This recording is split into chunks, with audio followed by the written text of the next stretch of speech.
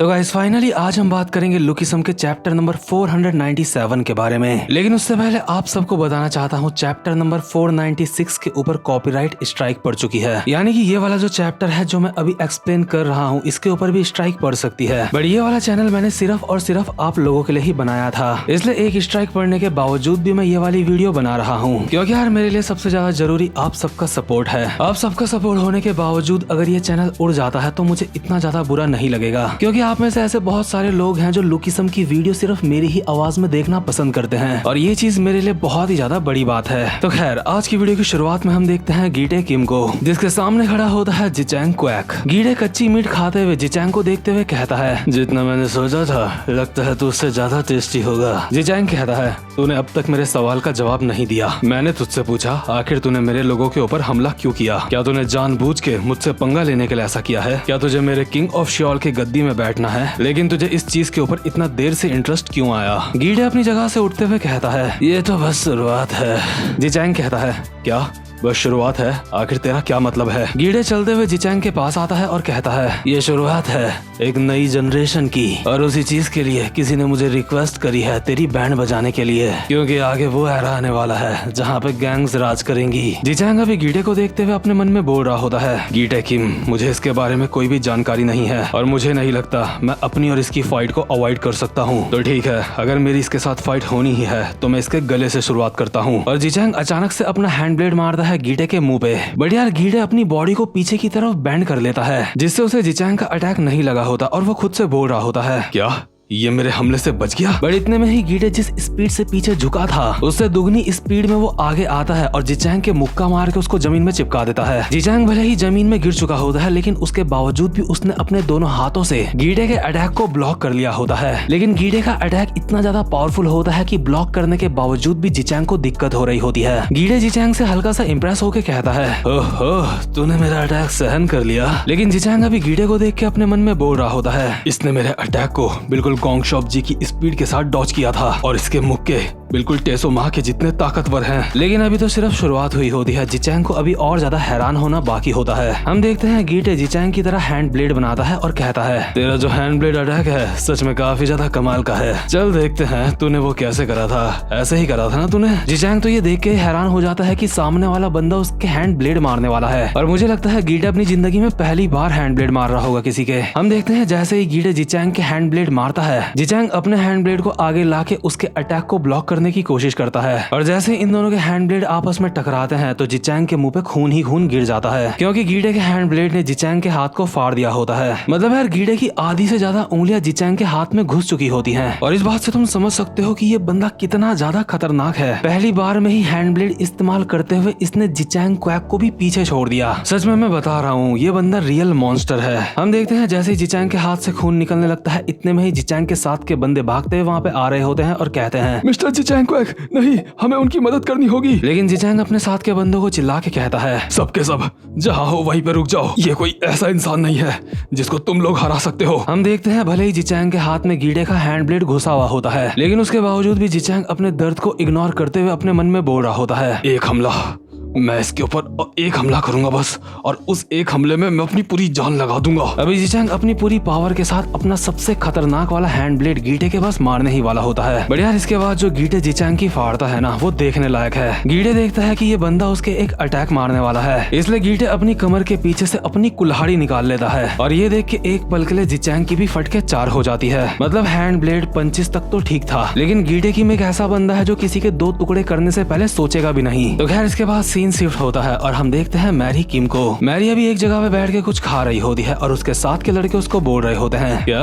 तुम बोल रही हो तुम किसी को पसंद करने लगी हो? आखिर वो कौन हो सकता है जिसको तुम पसंद करने लगी हो? क्या वो हमारे स्कूल में है? खैर वो जो भी है, आखिर तुम उसको कब से पसंद करती हो? मैरी अभी थोड़ा सा सीरियस लग रही होती है और कहती है, वेल दरअसल बात यह है कि मैं उसे। और जब तक मैरी कुछ बोलती इतने में ही जेवो पार्क दांत फाड़ फाड़ के हंसने लगता है और कहता है, वो जो भी है मुझे सच में उसके लिए काफी ज्यादा बुरा लग रहा है। आखिर भला ऐसा कौन इंसान होगा जो तुझे पसंद करेगा? सच्चाई तो यह है कि तू किसी को पसंद करती है, ये बात सुन के ही कोई डर जाएगा। जेवो की बात सुन के मैरी अपनी जगह से उठने लगती है और बाकी के लौंडे आपस में बोल रहे होते हैं, हे गाइस रुक जाओ, कोई मैरी को रोको, नहीं तो इस बारी वो इसको जान से मार देगी। लेकिन जेवो अब भी मैरी को चिढ़ाना बंद नहीं करता और बोल रहा होता है, आखिर तुझ जैसी हाथी किसको डेट कर रही है? जिसको तू पसंद करती है, आखिर उसने ऐसा कौन सा पाप करा होगा कि उसकी जिंदगी में तू आएगी? जेवो को अंदाजा हो जाता है कि मैरी अभी उसे मारने वाली है, इसलिए जेवो अपने को डिफेंस करने के लिए तैयार होता है। लेकिन मैरी कुछ भी नहीं करती और उदास होकर यहाँ से जाने लगती है। मैरी बेचारी की आंखों में भी आंसू होते हैं और जेवो सोच रहा होता है कि आखिर मैरी ने उसको मारा क्यों नहीं। इसलिए जेवो कहता है,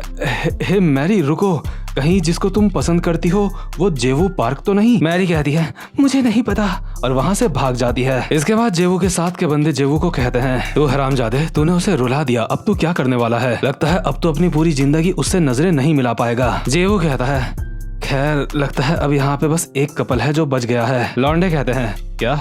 आखिर तू किस कपल की बात कर रहा है? जेवू कहता है, विंजिन और सुजिन किम। इसके बाद हम देखते हैं विंजिन और सुजिन किम को, जो कि साथ में बैठ के एक ही प्लेट से खाना खा रहे होते हैं। लेकिन इसके बाद सीन शिफ्ट होता है और हम देखते हैं शियोल शहर का सीन। अभी शियोल के बीच मार्केट में सारे के सारे लोग काफी ज्यादा हैरान होते हैं और आपस में बोल रहे होते हैं, हे जरा वहाँ देखो, उसे देखो, आखिर ये सब क्या है? कि क्या हैलोवीन आ चुका है? नहीं, अभी तक तो वो नहीं आया, मुझे नहीं लगता। और ये सब लोग ऐसा इसलिए बोल रहे होते हैं क्योंकि सड़क के बीचों बीच से चलता हुआ आ रहा होता है गीटे किम। गीटे के पूरे शरीर में खून ही खून लगा हुआ होता है और उसके हाथ में एक कुल्हाड़ी भी होती है और उस कुल्हाड़ी से भी खून टपक रहा होता है। लेकिन लोगों को लग रहा होता है ये एक नकली खून है, इसलिए वो आपस में बोल रहे होते हैं, हे वो नकली खून है ना? ये बंदा भी शियोल के बीचों बीच में खड़ा है, उसे सब लोग देख रहे हैं, वो जरूर नकली खून होगा। है क्या ये बंदा किसी मूवी की शूटिंग करके आ रहा है अभी? हाँ तुमने सही कहा, ये जरूर किसी मूवी की शूटिंग करके आ रहा होगा। लेकिन गीटे इन सारे के सारे लोगों को इग्नोर कर रहा होता है और कॉल मिला के जेम्स को कहता है, किंग ऑफ शियोल को मैंने हैंडल कर लिया है, मेरे लिए टिकट बुक कर दे। जेम्स मस्त एक जगह पे खड़ा होता है और कॉल पे कहता है, तुमने अपना काम काफी ज्यादा जल्दी कर दिया, मुझे खुशी है, ये काम मैंने तुम्हें सौंपा था। वैसे किंग ऑफ शियोल कैसा था, उसके साथ सब कुछ कैसा रहा? गीटे कहता है, क्या किंग ऑफ शियोल? हाँ। इसके बाद हम वापस से उस सीन में जाते हैं जहाँ पे जिचैंग और गीटे की फाइट चल रही थी। हम देखते हैं जैसे ही गीटे अपनी कुल्हाड़ी निकालता है जिचैंग को मारने के लिए, उसके साथ साथ में गीटे कहता है, द किंग ऑफ शियोल जिचैंग क्वैक, मेरे साथ मिलके काम कर, मेरे अंडर रह के काम कर, क्योंकि मुझे तुझ जैसे किसी समझदार बंदे की जरूरत है, और ऊपर से तू मुझे पसंद भी आने लगा है। देख मैं कोई भी बात 2 बार नहीं बोलता। लेकिन जिचैंग अपने मुंह में सिगरेट रखता है और गीटे को मिडिल फिंगर दिखाते हुए कहता है, गीटे किम, सब लोग मुझे स्ट्रेटेजिस्ट कहते हैं और मैंने आज तक अपने घुटने कभी भी किसी के सामने नहीं झुकाए हैं और ना ही मैं किसी के सामने झुकने की सोच रहा हूँ। गीटे एक स्माइल के साथ कहता है, अच्छा क्या सच में? तो ठीक है, अब तू मर जा। और गीटे जैसे ही जिचैंग के मुंह पे कुल्हाड़ी मारता है, हम देखते हैं गीटे का निशाना चूक जाता है और कुल्हाड़ी जमीन में जाके लगती है। और ऐसा इसलिए हुआ होता है क्योंकि गीटे के पीछे से 3 पुलिस वाले आ चुके होते हैं और उन तीनों ने गीटे के ऊपर इलेक्ट्रिक गन से हमला कर दिया होता है। गीटे के जैसे ही इलेक्ट्रिक गन के शॉट लगते हैं, पुलिस वाले कहते हैं, हिलना मत, उस कुल्हाड़ी को वहीं पे छोड़ो और अपने हाथ ऊपर करो, अगर तुमने ऐसा नहीं करा तो तुम्हारे लिए अच्छा नहीं होगा। और पुलिस वाले अभी अपनी गन से इलेक्ट्रिसिटी को बढ़ा रहे होते हैं, बट इसके बावजूद भी गीटे अपनी जगह से नॉर्मली उठते हुए कहता है, मैंने सोचा नहीं था पुलिस यहाँ पे इतनी ज्यादा जल्दी आ जाएगी। मैं सच में मानना पड़ेगा, साउथ कोरिया एक कमाल की कंट्री है। पुलिस वाले कहते हैं, अपना मुंह बंद करो और उस कुल्हाड़ी को नीचे छोड़ो। लेकिन गीटे को कोई फर्क नहीं पड़ता, वो अब भी बोल रहा होता है, जिचैंग क्वैक, तुझे अभी जिंदा रहना होगा, क्योंकि अगली बार जब मैं तुझसे मिलूंगा तो मैं तुझे खुद अपने हाथों से मारूंगा। ये कहते हुए गीटे कुल्हाड़ी लेके भागता है पुलिस वालों की तरफ। इसके बाद का सीन हमें दिखाया नहीं जाता, लेकिन ये बात पक्की है कि गीटे ने अपनी कुल्हाड़ी से उन तीनों पुलिस वालों को जान से मार दिया होता है, क्योंकि इसके अगले सीन में हम देखते हैं गीटे एक जगह पे बैठा हुआ होता है और उसके पूरे शरीर में खून ही खून लगा हुआ होता है। गीटे मस्त सिगरेट पीते हुए जेम्स ली से कॉल पे बोल रहा होता है, लगता है टेस्टी खाने को मुझे बात के लिए बचाना चाहिए। जेम्स कहता है, कांग्रेचुलेशन, तुम अब किंग ऑफ शियोल बन चुके हो। गीटे कहता है, मुझे ऐसी फालतू की चीजों से कोई भी फर्क नहीं पड़ता। जेम्स कहता है,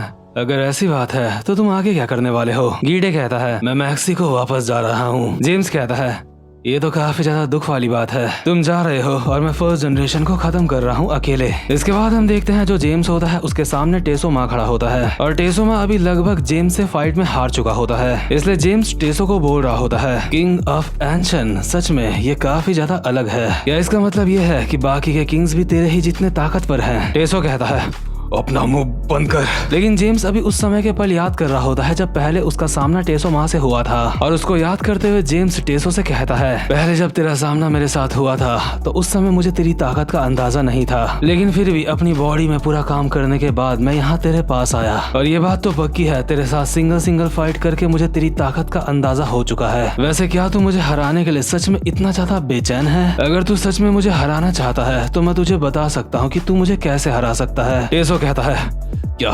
कैसे हरा सकता हूँ? जेम्स मस्त लॉलीपॉप चूसते हुए बोल रहा होता है, जो चीज तुझे काफी ज्यादा स्ट्रांग बनाती है वो है तेरा खुद के ऊपर भरोसा, और जब तू अपने भरोसे पे पूरी तरह से महारत हासिल कर लेगा उसके बाद मुझसे दोबारा से मिलियो, क्योंकि अगर तू ऐसा करता है तो मुझे लगता है तो तू मुझे हरा देगा, क्योंकि बिना खुद के ऊपर भरोसा करे तू मुझे बिल्कुल भी नहीं हरा पाएगा। टेसो कहता है, बकवास, ये बकवास है। वहीं दूसरे सीन में हम देखते हैं चॉनल्योंग के पहाड़ का सीन, जहाँ पे एक खुले मैदान में विंजिन और श्योंग-जी युक लेटे हुए होते हैं। श्योंग-जी लेटे लेटे विंजिन को कहता है, सच में यहाँ पे कितनी ज्यादा शांति है ना? विंजिन कहता है, हाँ आपने बिल्कुल सही कहा, और जब से शामन मर गया है तब से तो तेजिन चियोन भी शांत हो गया है। श्योंग-जी कहता है, पुलिस वालों ने तुमसे क्या कहा? क्या उन्होंने कुछ कहा था? विंजिन कहता है, हाँ उन्होंने मुझे जाने के लिए कहा। उन्होंने कहा कि हमारे पास तुम्हारे खिलाफ कोई भी सबूत नहीं है। वैसे भी शिनमुंग चियोन को मैंने जान से नहीं मारा था, और पुलिस से बचने में तेजिन चियोन ने भी मेरी थोड़ी सी मदद करी थी। श्योंग-जी कहता है, क्या?